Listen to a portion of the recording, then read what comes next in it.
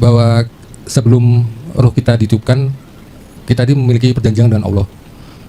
Isi perjanjiannya seperti apa, Ayah? Kemudian yang kedua, kalau kita dapat roh kita ini ditiupkan ke kita di dunia, memiliki tugas, bagaimana caranya kita bisa tahu tugas kita, tugas roh kita? Itu aja. Assalamualaikum warahmatullahi wabarakatuh. Ya, saya berterima kasih karena hari ini pertanyaannya keren-keren. Itu sebabnya kenapa saya geser dari kajian umum yang terbatas waktunya ke kajian offline seperti ini, ada dialog. Karena dengan dialog ini diberi durasi yang cukup panjang, sehingga pertanyaan-pertanyaan seperti ini bisa kita coba elaborasi ya. Pak Tinton, pertanyaannya sangat bagus. Jadi Pak Tinton mengatakan bahwa kita ini pernah punya suatu perjanjian dengan Allah, lalu perjanjiannya seperti apa? Gitu. Kemudian yang kedua, ruh ini kan datang ke dunia ini dibungkus oleh tubuh. Ya tentu saja karena ruh ini ingin dikaryakan untuk mempercantik dunia. Lalu pertanyaannya apa tadi? Tugas kita di dunia apa? Dua ya, ini bagus sekali ini untuk teman-teman dari mahasiswa juga bagus nih pertanyaan supaya kalian punya wawasan cukup luas. Sebetulnya perjanjian itu bukan sebelum ruh ditiupkan. Kalau menurut Quran, justru setelah ruh ditiupkan. Saya bacakan ayatnya ya. Jadi ayat yang pertama itu di Quran surat Al-Hijr, Allah mengatakan begini. Fa iza sawaituhu wa nafakhtu fihi mir ruhi faqa'u lahu sajidin. Ketika aku sudah selesai menciptakan tubuhmu, maka aku tiupkan ruhku. Jadi tadi sudah saya jelaskan bahwa ruh itu sebetulnya adalah bagian dari dirinya Tuhan yang sedang dikaryakan di tubuh ini. Jadi sebetulnya Tuhan tidak pernah meniupkan ruhmu. Tuhan tidak pernah meniupkan ruhnya Pak Tinton. Tapi Tuhan itu hanya meniupkan ruhku. Ruhnya beliau sendiri yang ditiupkan ke dalam diri kita. Maka itu yang disebut dengan diri pribadi kita. Makanya kita dalam agama Islam kita diajarkan kalimat La ilaha illallah. La ilaha illallah artinya adalah tiada Tuhan selain Allah. Mungkin saya cari bahasa yang lebih tegas lagi, yang mana sih yang bukan dia? Karena dia sendiri yang mengatakan, ya Allah sendiri yang mengatakan dalam Quran surat Al-Hadid, wal awalu wal akhiru wal dohiru wal batin. Yang dohir aku, yang batin juga aku. Dan semua yang dohir ini berasal dari diriku. Berarti semua yang dohir ini berasal dari dirinya, berasal dari tubuhnya sendiri. Makanya kalau kita belajar mengelaborasi ilmu tauhid, ada yang disebut dengan 7 martabat alam. Martabat yang pertama namanya martabat ahadiyah. Nah itu, saking ingin dikenal, lalu Tuhan itu bermanifestasi. Masuk di martabat kedua, ketiga, keempat, sampai martabat yang ketujuh. Martabat yang ketujuh itu adalah manusia, yang disebut dengan insan kamil. Makanya kita ini beruntung ya, terlahir sebagai manusia. Karena ketika terlahir sebagai manusia, jalan untuk mencapai kesempurnaan di tubuh ini sangat terbuka dibandingkan ketika terlahir sebagai tubuh yang bukan manusia. Jadi kalau kita melihat ayat tadi, perjanjian itu sebetulnya ya ruhku itu ditiupkan dulu setelah tubuh diciptakan. Nah, setelah tubuh diciptakan kemudian ada ayatnya yang mengatakan begini ya. Ketika aku sudah mengeluarkan ya anak Adam dari sulbi. Nah, dari sulbi ya. Sulbi itu sebetulnya bahasa lain dari alat kelamin sebetulnya. Cuman itu kan bahasa yang lebih sopan lagi. Karena untuk mengingatkan kepada kita bahwa sebetulnya kita semua ini buah cinta. Cinta yang disemaikan pada ayah, cinta yang disemaikan pada ibu, kemudian ayah dan ibu itu bertemu dan kemudian memiliki rasa karena di situ ada kecocokan data tadi, data karma yang dibawa di masing-masing tubuhnya. Kemudian setelah itu kedua ini ayah ibu kita ini kan kemudian berpelukan, bukan? Gara-gara berpelukan kemudian kita jadi. Yang kita ini kan hasil pelukan. Kalau semua manusia sadar kita ini hasil pelukan, hasil buah cinta, tidak mungkin kita musuh-musuhan dong. Tidak mungkin kita saling menjelekan, tidak mungkin kita saling merendahkan gitu. Ya, mohon maaf. Jadi saya juga prihatin ya melihat kondisi ya bangsa kita saat ini ya, mudah sekali terkena hoax ya. Bahkan menjadi hakim itu begitu mudah. Menilai orang ini salah, benar gitu kan. Seperti kita itu diberi hak untuk itu. Padahal setiap sholat kita baca Maliki Yaumiddin. Hanya Tuhan yang boleh membalas, hanya Tuhan yang boleh menghukum, hanya Tuhan yang boleh menghakimi. Tapi kita mengambil hak itu, ya. Kemudian selanjutnya perjanjian apa sebetulnya yang di komitmen antara kita dengan Tuhan? Nah, terus kita tuh yang mana? Bukankah kita juga tidak pernah ditiupkan? Kan yang ditiupkan adalah ruhku. Nah, oleh karena itu, untuk menjawab pertanyaan Pak Tinton ini, kita harus mengerti sebetulnya ruh itu esensinya apa. Kalau kita tidak mengerti esensi ruh, kita tidak akan mengerti mana kaula, mana Gusti. Betul nggak? Mana hamba, mana Tuhan. Kalau perjanjian itu kan harus ada dua pihak. Sedangkan yang ditiupkan ruhku kan? Terus diri kita yang mana? Kenapa ada perjanjian? Nah, saya teruskan dulu. Perjanjiannya itu cuma begini di Quran. Alastu bi rabbikum? Apakah aku ini Tuhanmu? Dan saat itu kita menjawab. Nah, saya bilang kita aja dulu sebelum saya jelaskan tentang esensi ruh. Qalu bala syahidna. Ya, aku menyaksikan. Hanya itu perjanjian. Nah, konsekuensi dari penyaksian apa? Konsekuensi dari penyaksian adalah pengenalan. Yang kedua, konsekuensi dari penyaksian adalah komitmen bahwa kita punya Tuhan. Bahwa kita bertuhan. Bahwa kita hidup digerakkan oleh dayanya Tuhan. Bahwa kita hidup ke dunia ini semata-mata untuk tujuan Tuhan. Dan yang luar biasa dari penyaksian itu apa? Bisa mengingat Tuhan. Coba, sekarang udah menyaksikan saya. Pulang dari sini, ingat gak sama saya? Ingat. Jadi akibat dari sebuah penyaksian itu mengingat. Sehingga kita punya alamat. Dan sekarang banyak orang yang mengklaim katanya sudah bisa mengingat Tuhan. Padahal dia sudah lupa pada perjanjian itu. Nah, saya lanjutkan dulu ya. Itu. Jadi, setelah ditiupkan ruhku, kemudian disitulah terjadi perjanjian itu. Kenapa? Supaya tidak lupa. Perjanjiannya adalah, bukankah aku ini Tuhanmu? Dan saat itu, yang ditanya menjawab, qalu bala syahidna. Ya, aku menyaksikan. Itu ya perjanjiannya. Oke. Nah, sekarang kita harus tahu dulu, mana aku, mana Tuhan. Nah, ruh itu, ya, dalam terminologi semua kitab suci, semua agama, itu 3. Itu yang disebut dengan 3 martabat batin. Nah, jadi dari 7 martabat tadi itu ada 3 pembagian. Ada martabat batin, ada martabat lahir, ada insan kamil. Nah, insan kamil itu diri manusia yang mewadahi 3 martabat batin dan 3 martabat lahir. Nah, 3 martabat batin sering disebut alam ahadiyah. Itu martabat yang pertama. Martabat yang kedua, alam wahidiyah. Martabat yang ketiga, alam wahdah. Disederhanakan menjadi Nurullah, Nur Muhammad, Nur Insan. Nurullah itu adalah cahaya Allah, Nur Muhammad cahaya terpuji, Allah juga, tapi manifestasi dari dirinya sendiri karena ingin dikenal.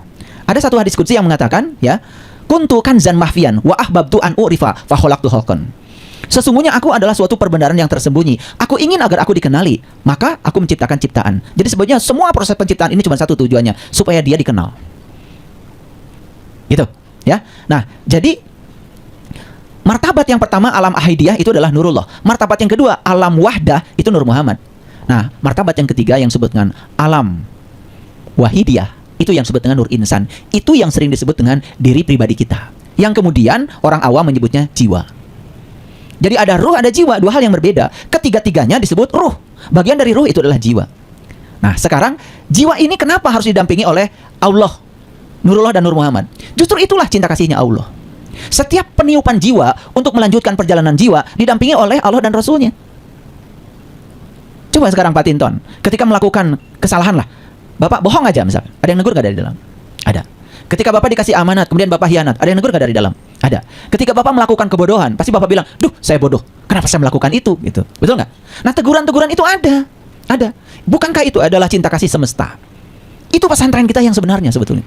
Kalau semua orang, si jiwanya itu mau mendengar apa yang, jadi Nurullah itu daya kehidupan, Nur Muhammad itu adalah pemimpin kehidupan. Jadi dayanya ada, pemimpinnya juga ada. Sehingga sang jiwa ini ketika berevolusi dari satu kesadaran pada kesadaran berikutnya itu selalu didampingi oleh Allah dan Rasulnya secara hakikat. Jadi Rasul ada 2. Rasul yang hakiki ada dalam diri setiap orang, ada Rasul yang syar'i, yaitu orang yang diutus ke semesta untuk membuka jalan supaya kita kenal dengan diri sejati kita. Bagi yang beragama Islam, kita mengenal Nabi Muhammad. Bagi yang beragama Nasrani, kita mengenal Nabi Isa. Ya, bagi Romo mengenal Sang Buddha, ya kan? Ya, udah, itu kan? Gitu. Jadi dengan demikian, maka kita sekarang menjadi tahu yang mana Allah, yang mana Rasul, yang mana diri pribadi kita. Sehingga Nur Insan ini harus bersaksi pada Nurullah, harus bersaksi pada Nur Muhammad. Nah, proses perjanjian itu terjadi pada saat kita sudah ditiupkan ruhku. Berarti di mana itu? Di rahim ibu. Nah, ketika kita datang ke alam semesta ini, mohon maaf, ada riset yang sangat bagus dari riset neuroscience. Manusia itu mulai melupakan Tuhan dari ke-8 dari kelahirannya. Kok bisa diukur? Karena gelombang otak manusia sekarang sudah bisa diukur.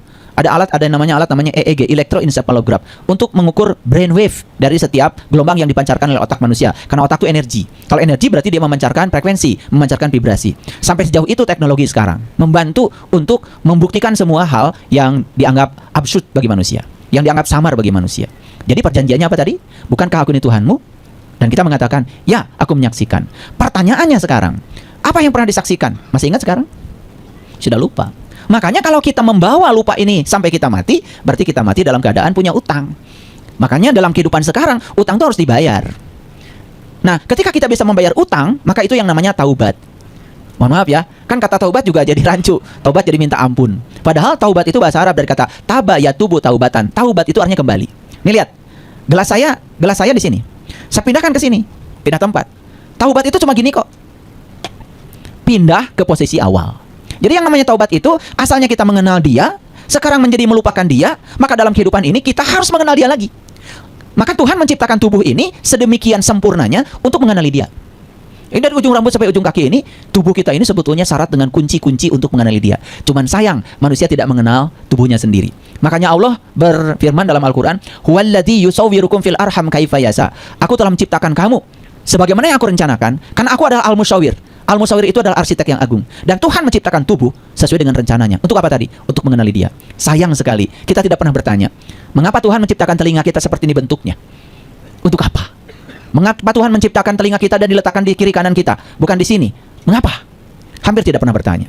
Mengapa Tuhan menciptakan tangan kita tidak sama panjang, bahkan jaraknya beda-beda? Tidak pernah bertanya. Kalau semua dipertanyakan, kita akan menemukan jawaban. Karena tubuh ini adalah jalan satu-satunya untuk mengantarkan jiwa tadi bertemu dengan Allah dan Rasulnya.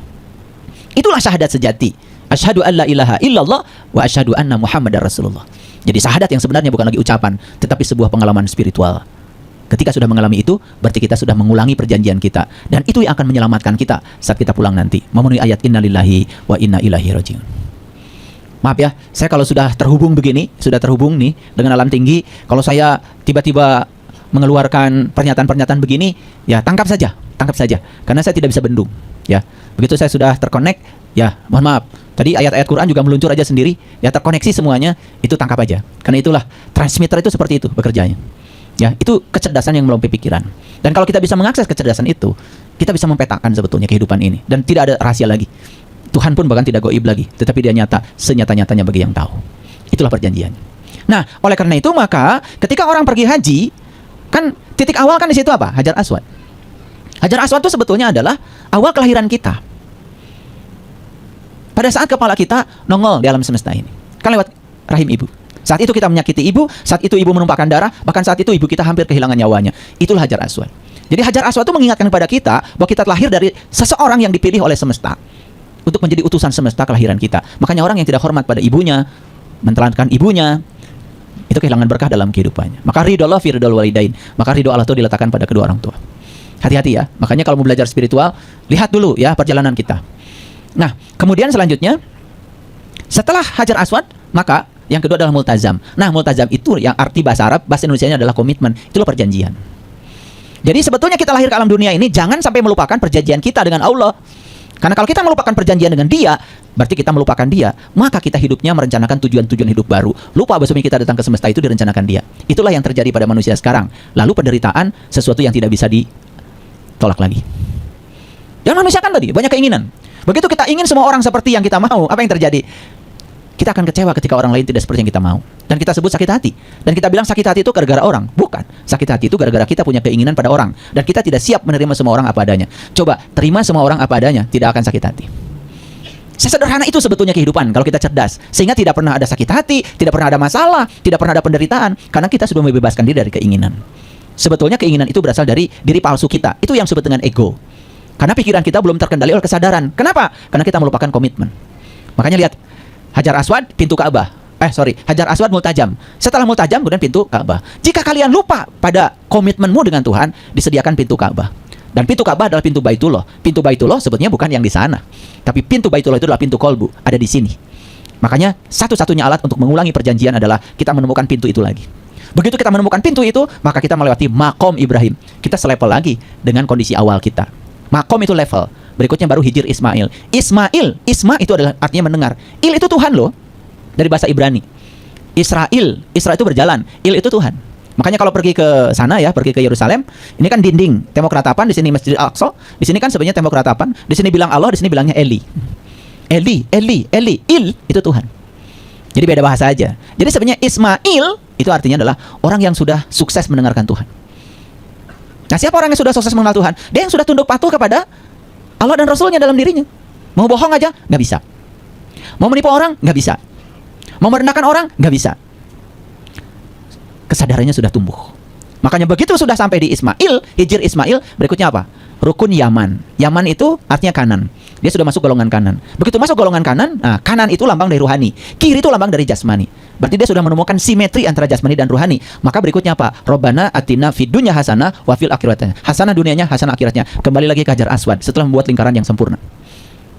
Jadi sebetulnya ya di ritual haji itu luar biasa kalau bagi yang tahu. Sayang sekali ya, ke sana cuma muter aja 7 putaran dan tidak pernah bertanya kenapa 7, kenapa tidak 8. Orang pusing aja 7 keliling kok. Betul nggak? Ya, sepanjang tidak mengerti rasa yang 7, kalian akan pusing terus hidupnya. Hebat orang tua kita tuh. Kalau bicara itu semua itu memiliki makna. Ya, itu perjanjiannya. Pertanyaan yang kedua. Kalau gitu untuk apa aku di sini? Ada di dunia. Kita ada di dunia untuk memperbaiki dunia. Makanya leluhur kita merumuskan memayu hayuning bawono. Ikut mempercantik dunia yang sudah cantik ini. Karena kita aslinya makhluk cahaya. Kalau kita aslinya makhluk cahaya, berarti kita datang ke dunia untuk mencahayakan dunia. Harusnya semua kita itu memberikan kontribusi kesadaran pada dunia. Ini lilin, ini lilin, ini lilin, ini lilin. Satu lilin aja nyala, maka 1000 lilin di sampingnya bisa dinyalakan. Makanya semesta ini hanya butuh satu orang aja berkesadaran. Satu Muhammad saja berkesadaran, semesta ini berubah. Satu Isa aja berkesadaran, semesta ini berubah. Sekarang hanya butuh satu orang yang berkesadaran. Dan begitu satu orang berkesadaran, akan mewabah kesadarannya. Dan muncullah kebangkitan kesadaran. Nah, kebangkitan kesadaran itu namanya kiamat. Kiamat itu hari kebangkitan kesadaran, bukan hancurnya alam semesta ini. Kan kiamat itu artinya bangkit. Gitu. Jadi untuk apa kita ada di dunia ini? Kita ada di dunia ini adalah untuk ikut serta mempercantik dunia yang sudah cantik ini. Bayangkan kalau semua orang sadar bahwa ada di dunia untuk ikut mempercantik dunia yang sudah cantik ini, dunia ini tidak akan seperti sekarang. Tidak mungkin ada perubahan iklim yang luar biasa. Sekarang ya, dari 1200 tahun ini adalah paling ekstrim. Sampai Jambore internasional di Korea lebih cepat dari yang dijadwalkan. Karena apa? Badai.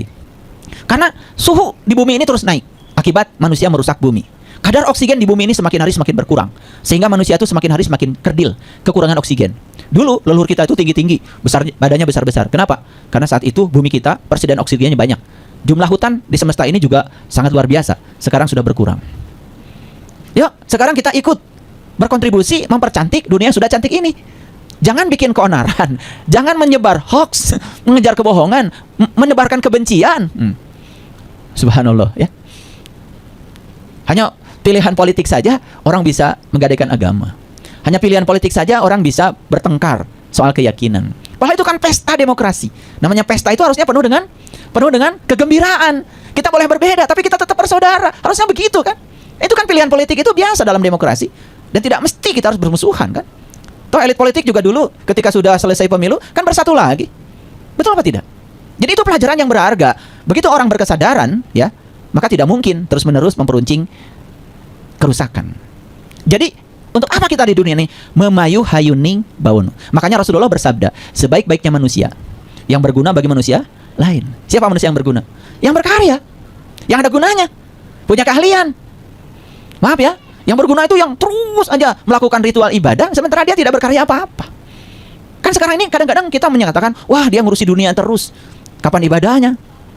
Padahal sebetulnya memang peran kita di dunia ini ngurusi dunia. Nah, saat kita ngurusi dunia, kita dibekali oleh Allah sifat-sifat Allah yang ada dalam diri kita. Kalau sifat-sifat itu dari Nurullah, dari Nur Muhammad selalu kita dengar, selamatlah kita. Kita jadi pejabat tidak mungkin korupsi karena didengarkan semua yang ada di dalam. Betul nggak? Jadi rakyat penuh cinta kasih tidak mungkin berantem karena mendengarkan semua yang ada di dalam. Maka di Quran dikatakan faiza sawaituhu wa nafakhtu fihi min ruhi faqa'u lahu sajidin. Harusnya kita bersujud kepada apa? Kepada Allah dan Rasulnya dalam diri. Jadi sujud yang sebenarnya adalah ketaatan kita kepada hati nurani. Dan sekarang sujud ini kan mohon maaf ya, ini sudah sujud sampai hitam. Tetapi hati nurani diperangi terus oleh kita sendiri. Kita direndahkan oleh kita sendiri. Baru saja sujud kemudian membicarakan orang. Baru saja sujud kemudian merugikan orang. Baru saja sujud kemudian merampok kenceleng masjid. Itu nggak sujud. Nah kita perlu orang-orang yang sujud secara jasmania tapi juga sujud secara rohani. Itu tugas kita di dunia. Dan siapapun yang melaksanakan tugas ini dengan baik di dunia, sudah nggak usah dipikirkan, nggak usah memikirkan tempat istimewa setelah kematian. Pasti tempatnya istimewa. Pasti tempatnya istimewa. Makanya tadi kan Romo bilang, kalau ingin lahir berpenampilan menarik, kata Romo tadi. Apa katanya Romo tadi? Di kehidupan sekarang harus apa? Harus menghormati orang yang lebih tua. Tutur katanya sopan santun, tidak pernah merendahkan orang, penuh karismatik. Mungkin hari ini tidak berwajah terlalu ganteng, tidak berwajah terlalu cantik, tetapi kecantikan itu sedang dibangun sehingga dia nanti lahir jadi lebih cantik, lebih ganteng kan? Gitu. Itu. Paham ya Pak Tinton? Maaf ya, satu pertanyaan saja harus saya jawab sedemikian panjangnya supaya tuntas. Clear? Oke, baik, terima kasih.